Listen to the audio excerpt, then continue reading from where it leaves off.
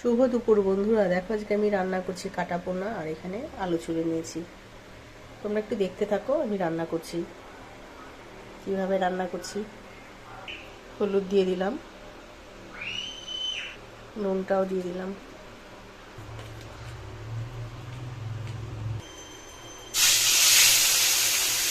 একে একে সব কটা মাছ আমি ভেজে নেব। এবার মাছ ভাজাগুলো হয়ে নেই।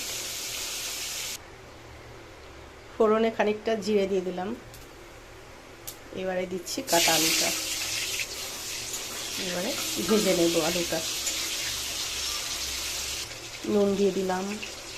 এখানে আছে জিরে বাটা, ধনের গুঁড়ো, লঙ্কা কুচি করে দিয়েছি, আর আছে হলুদ, পুরোটাই দিয়ে দিলাম। কষা ঝোলটা নামিয়ে নিলাম। বন্ধুরা দেখে নাও কেমন হয়েছে। তোমরা তো দেখে বুঝতে পারবে না, আমরা খেয়ে বুঝতে পারবো কেমন হয়েছে। তাও কমেন্ট করে জানাবে কেমন হয়েছে।